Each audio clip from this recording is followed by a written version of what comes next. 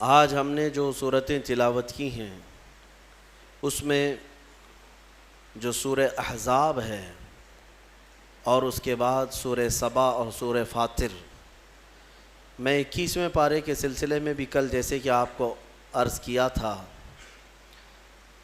کہ سورہ روم اور سورہ لقمان، سورہ سجدہ جو کل ہم نے تلاوت کی تھی، اللہ تبارک و تعالیٰ نے ایمان والوں کو ایک بہت پہلے ہی بشارت دے دی تھی کس بات کی، کہ اللہ تبارک و تعالیٰ نے وحی کے ذریعے سے اپنے حبیب صلی اللہ تعالیٰ علیہ وسلم کو یہ بتایا تھا کہ رومی مغلوب ہو جائیں گے۔ روم والے لوگ یہ جو عیسائی تھے، ایک وقت ان کا ایسا تھا کہ ان کی طاقت کے برابر کسی کی طاقت نہیں تھی، روم والوں کی۔ انہی کو رومی کہا جاتا ہے، آج بھی وہ روم کنٹری موجود ہے، عیسائیوں کا یہ ہیڈ کوارٹر ہوا کرتا تھا اس وقت، اور ان کا دارالخلافہ یا سمجھ لیں جہاں سے پائے تخت وہ روم سے ہی چلتا تھا۔ تو اللہ کے نبی صلی اللہ تعالیٰ علیہ وسلم جب ہجرت کر کے مکہ سے مدینے تشریف لے گئے تو مدینے جب پہنچے میرے آقا صلی اللہ تعالیٰ علیہ وسلم، اس وقت یہ صورت نازل ہوئی ہے، اور جب کہ آپ کو پتہ ہے کہ چند ہی مسلمان ہیں، اور وہ بھی اس میں اکثر مسلمان غریب ہیں جن کے مال و متاع ویسی مکہ والوں نے لوٹ لیے تھے۔ مدینے میں جانے کے بعد ان کے پاس گھر بھی نہیں ہیں، بڑے تجارت کے اسباب بھی نہیں ہیں۔ ان حالات میں اللہ تبارک و تعالیٰ اپنے رسول کو اگر کسی بات کی خبر دے رہا ہے تو دنیا کی سب سے بڑی طاقت کے بارے میں۔ مسلمان جب یہ بولنے لگ گئے کہ دنیا کی سب سے بڑی طاقت روم یہ شکست کھا جائے گی اور یہ مغلوب ہو جائیں گے، ختم ہو جائیں گے، تو مکہ والے ان کا مذاق اڑانے لگے۔ ان کو دیکھو ان کی حیثیت کیا ہے، یہ چھوٹے لوگ ہیں، غریب لوگ ہیں، اور بڑی طاقت کے بارے میں کہہ رہے ہیں کہ وہ مغلوب ہو جائیں گے۔ مثال کے طور پر اگر کوئی چھوٹے گاؤں کے رہنے والا آدمی بڑی بڑی طاقتوں کے ختم ہونے کی بات کہے تو دنیا اس کا مذاق اڑاتی ہے، یہ بظاہر دیکھا جائے۔ تو مکہ والے مشرکین صحابہ کا مذاق اڑانے لگے کہ یہ رومیوں کے بارے میں کہہ رہے ہیں، روم کی طاقت جانتے بھی ہو کہ کیا ہے؟ روم کے پاس لاکھوں کی فوج اور پورا ٹرینڈ لوگ ہوا کرتے ہیں، بہت کچھ ان کے پاس اسلحے اس زمانے کے، اور طاقت بھی، دولت بھی، سب کچھ ان کے پاس تھا رومیوں کے پاس۔ اور ادھر دیکھو تو صحابہ اکرام رضوان اللہ تعالیٰ علیہ مجمعین ایک کھجور پر پورا دن گزارا کر رہے ہیں، اسباب نہیں، کچھ نہیں۔ ان حالات میں جب وہ روم کے فتح کی بات کریں، روم کے مغلوب ہونے کی بات کریں تو دنیا کی تو سمجھ میں نہیں آئے گا، دنیا تو مذاق ہی اڑائے گی۔ لیکن حالات نے دیکھا، چند سال گزرے، یہی مدینے کے وہ صحابہ جو پیوند لگے کپڑے پہنتے اور پیروں میں چپل تک نہ ہوتے، ان کا ٹھاٹے مارتا ہوا سمندر ملک روم تک پہنچا اور روم کے تخت کو بھی الٹ کر کے رکھ دیا۔ ہاں، نکل کر کے صحرا سے جس نے الٹ دیا تھا تخت روما کو، اقبال نے کہا ہے نا، نکل کر کے صحرا سے جس نے الٹ دیا تھا تخت روما کو، سنا ہے قدسیوں سے میں نے کہ وہ شیر پھر ہوشیار ہوگا، اقبال نے کہا ہے۔ تو یہ وہی صحابہ کرام رضوان اللہ تعالیٰ علیہ مجمعین ہیں جن کو دیکھ کر کے مکہ والے مذاق اڑاتے تھے کہ ان کی حیثیت کیا ہے، لیکن انہوں نے دنیا کی سب سے بڑی طاقت سے ٹکر لیا، اور روم جو ہے شکست کھا کر بکھر گیا، کئی ٹکڑوں میں تقسیم ہو گیا، ان کے اندر آپس میں اختلافات بھر گئے۔ روم کی شکست ہوئی، اس کے بعد پھر ایران کی بھی شکست ہوئی، دو بڑی سپر پاور طاقتیں اس زمانے کی، ایک روم اور ایک ایران۔ روم کو ہی قیصر کہتے ہیں، ایران کے بادشاہ کو کسریٰ کہتے ہیں۔ قیصر اور کسریٰ اگر کہیں ٹوٹ کر کے گرے ہیں تو وہ محمد کے غلاموں کے قدموں میں گرے ہیں صلی اللہ تعالیٰ علیہ وآلہ وصحبہ وسلم۔ میرے عزیزو، یہ وہی صحابہ تھے جن کے بارے میں اقبال نے کہا تھا کہ کچھ بات تو ہے کہ مٹتی نہیں ہستی ہماری، صدیوں رہا ہے دشمن دور زماں ہمارا. اور پھر اقبال نے انہی کے لیے کہا تھا کہ تھمتا نہ تھا کسی سے سیل رواں ہمارا. کوئی روک نہیں پاتا تھا اس طوفان کو جو مدینے سے نکلا تھا.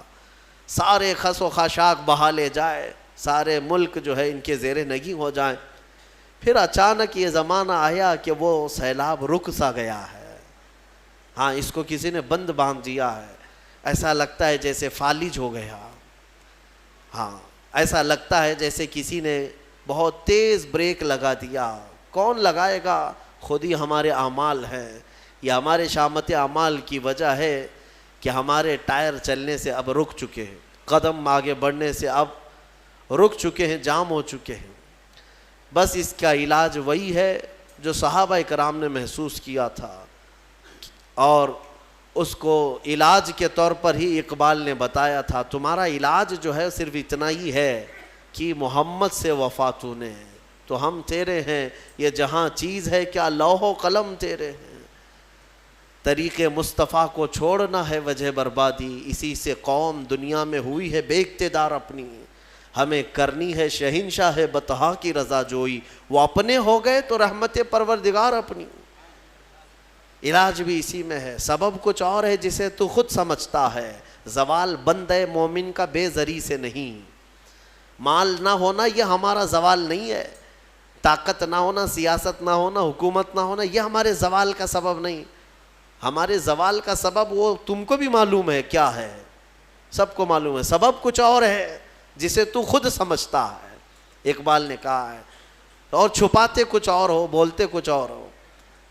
کہتے ہو کہ ہمارے پاس ایجوکیشن کی کمی ہے, ہمارے پاس سیاست کی کمی ہے, طاقت کی کمی ہے, اسباب کی. سبب کچھ اور ہے جسے تو خود سمجھتا ہے, یہ اسباب نہیں. اگر یہی سبب ہوتا کہ طاقت کی کمی, اسباب کی کمی, تو پھر ان صحابہ کے قدموں میں سارے ملک کیوں گرے پڑے جا رہے تھے جن کے پاس بظاہر کھجور بھی کھانے کو نہیں تھی, پہننے کے کپڑے بھی نہیں تھے, اور لڑنے کی تلواریں بھی نہیں تھی. پھر کیوں ٹوٹی جاتی تھی ان کے قدموں پہ دنیا؟ سبب کچھ اور ہے جسے تو خود سمجھتا ہے. وہ سبب کیا ہے؟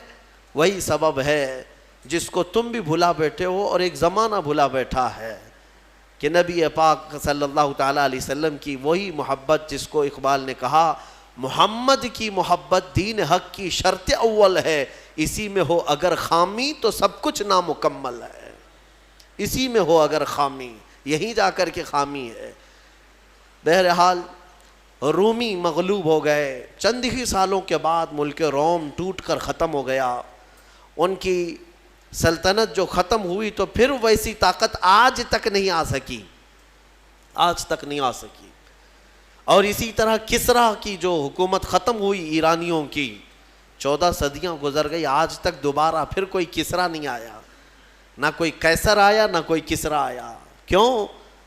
جو ضرب لگی تھی وہ نبی پاک کے غلاموں کی ضرب لگی تھی, جو ان کے قدموں میں ٹوٹ کر گر پڑے. پھر دوبارہ وہ طاقتیں آئی نہیں, اور میں کہتا ہوں انشاءاللہ قیامت تک نہیں آئے گی, قیامت تک نہیں آئے گی.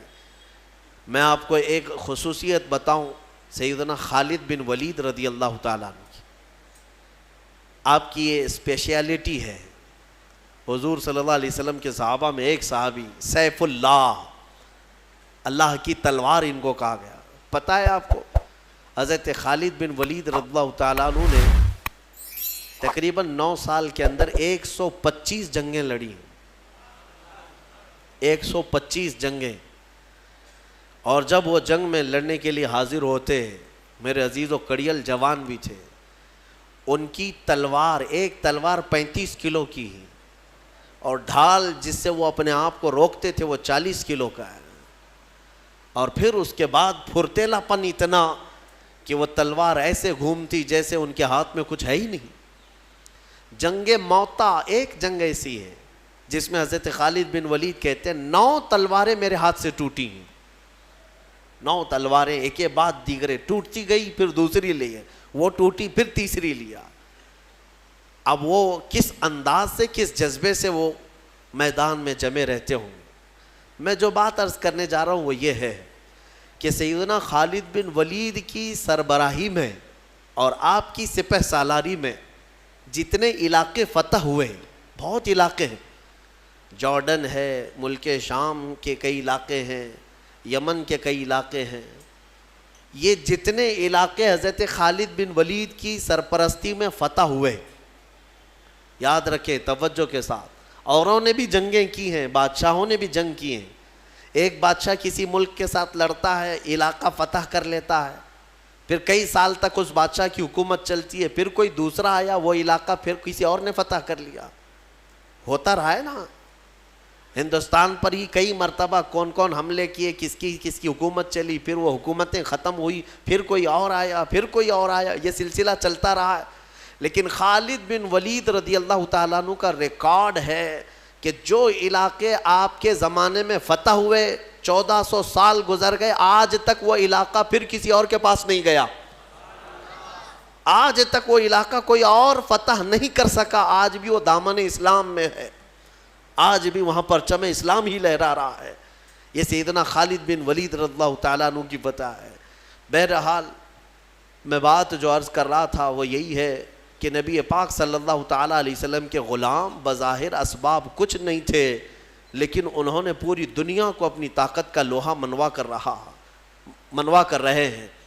احزاب، سورہ احزاب کی ہم نے کل تلاوت کی ہے اور آج بھی کچھ حصہ اس کا، ایک جنگ ہوئی ہے جس کو احزاب کہتے ہیں، اور جنگ خندق نام سنا ہوگا، خندق کو ہی احزاب کہتے ہیں، جنگ خندق کا ہی نام جنگ احزاب بھی، غزوہ احزاب۔